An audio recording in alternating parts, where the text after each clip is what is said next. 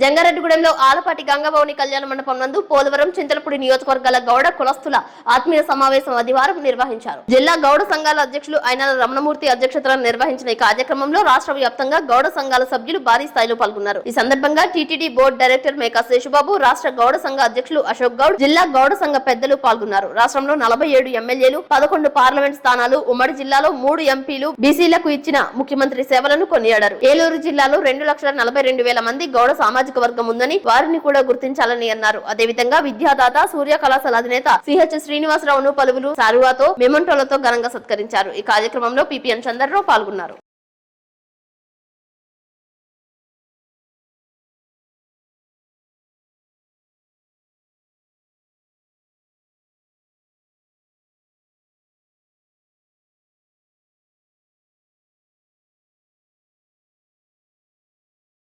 రోజున జంగారెడ్డిగూడెం పట్టణంలో గౌడ ఆత్మీయ సమ్మేళనం 2024 జరుపుకోవడం జరిగింది. ఈ సమ్మేళనానికి ముఖ్య ఉద్దేశం ఏంటంటే బీసీలలో మరి ముఖ్యంగా గౌడ కులస్తుల్లో యువతకి విద్య, ఉపాధి సంబంధించినటువంటి అవకాశాలు, వాళ్ళకి కావాల్సినటువంటి గైడెన్స్, కౌన్సిలింగ్ కొరబడింది అనే ఆలోచనతో వాళ్ళకి అది తెలియపరిచి ఎటువంటి విద్య అభ్యసిస్తే ఎటువంటి ఉద్యోగ అవకాశాలు ఉంటాయి, ఉద్యోగ అవకాశాలతో పాటుగా స్వయం ఉపాధి అవకాశాలు ఏముంటాయి అవన్నీ కూడా తెలియపరిచి వాళ్ళని ఉత్తేజపరిచి ముందు వాళ్ళ కాళ్ల మీద వాళ్ళు నిలబడేట్టుగా వాళ్ళకి ఒక కాన్ఫిడెన్స్, వాళ్ళ వెనక మేము ఉన్నాము అని చెప్పేసి ఒక భరోసా ఇవ్వటానికి ఈ సమావేశం ఏర్పాటు చేసుకోవడం జరిగింది. ఈ సమావేశానికి ఈ 2 కాన్స్టిట్యున్సీస్ నుంచి కూడాను పెద్దలు రావడం జరిగింది. ఈ సమావేశంలో ఒక బీసీ స్టడీ సర్కిల్ అనేది ఉంటే బాగుంటుంది అని అభిప్రాయపడ్డాం. ఈ బీసీ స్టడీ సర్కిల్ ద్వారా చాలా మంది పిల్లలు ఉద్యోగ అన్వేషణలో శిక్షణ పొందడానికి అవకాశం ఉంటుందని చెప్పేసి భావించాం.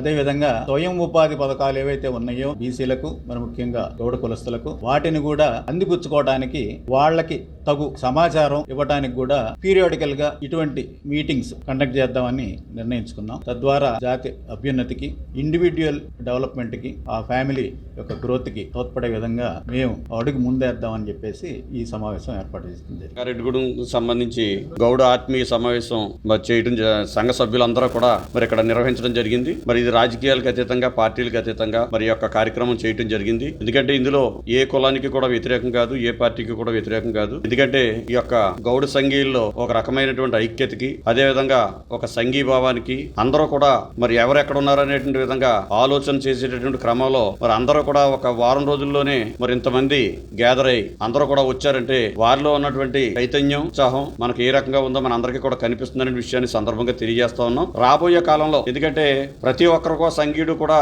ఏదో ఒక పార్టీలో ఉంటారు. మరి నేను కూడా వైఎస్ఆర్ కాంగ్రెస్ పార్టీలో ఉండడం జరిగింది. మరి గతంలో ఒక జిల్లా పరిషత్ చైర్మన్ గా కానివ్వండి, ఒక శాసన మండలి సభ్యుడిగా కానివ్వండి, గతంలో 2014లో కూడా మరి కంటెస్ట్ చేసినటువంటి వ్యక్తిగా మరి ఈ రోజు వైఎస్ జగన్మోహన్ రెడ్డి గారు మరి నాకు టీటీడీ బోర్డు సభ్యుడిగా అవకాశం కల్పించడం కానివ్వండి అంతా కూడా జరిగింది. ఏదేమైనా సరే ఈ యొక్క సంఘంలో ఒక ఐక్యత తీసుకొచ్చేటువంటి విధంగా రాబోయే కాలంలో ఈ యొక్క ఆంధ్రప్రదేశ్ రాష్ట్రంలో ఏ పార్టీ అయితే మరి గౌడ కులస్తుల్ని ఎక్కువ సీట్లు ఇవ్వడం జరిగిందో, గుర్తించడం జరిగిందో మరి వారికి సహాయ సహకారాలు అందించేటువంటి విధంగా, అంతేకాకుండా మరి ముఖ్యంగా చూసుకున్నట్లయితే మరి విద్యాపరంగా కానివ్వండి, వైద్య పరంగా కానివ్వండి, సంక్షేమ పరంగా కానివ్వండి, మరి యొక్క గీత కార్మికులు కానివ్వండి, అదే విధంగా కుల వృత్తులు చేసుకున్నటువంటి వారిని కానివ్వండి, వారి యొక్క జీవన విధానంలో మార్పు తీసుకురావడానికి మరి ఏ రకంగా ఎవరు ఉపయోగపడ్డారంటే విధంగా ప్రతి ఒక్కరు కూడా ఆలోచన చేయవలసినటువంటి అవసరం ఎంతైనా ఉందనే విషయాన్ని సందర్భంగా తెలియజేస్తా ఉన్నాం. ఏదేమైనా సరే ఈ రోజు ప్రతి ఒక్కరు కూడా, ప్రతి ఒక్క పార్టీ కూడా మరి యొక్క గౌడ సంఘీయులకు సంబంధించి యొక్క ఏలూరు నియోజకవర్గంలో సుమారు 2,50,000 వరకు ఉన్నారు. అదే విధంగా ఉమ్మడి పశ్చిమ గోదావరి జిల్లాలో 6 లక్షల నుంచి 7 లక్షల వరకు కూడా ఉన్నారు.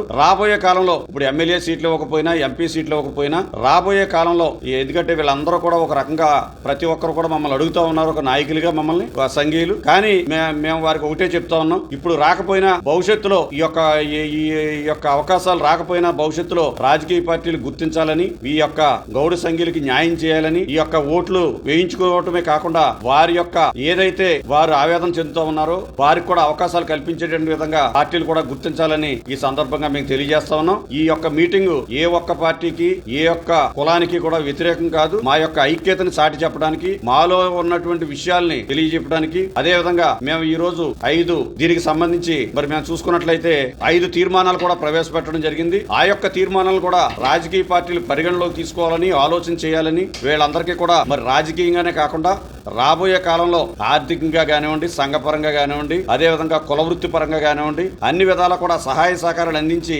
మరి యొక్క గౌడ సంఘాన్ని, గౌడ సంఘీలకు కూడా అన్ని విధాలా కూడా సహాయ సహకారాలు చేసి ముందుకు నడిపించాలని మేము అందరం కూడా కోరుకుంటున్నామని సందర్భంగా తెలియజేస్తా ఉన్నాం.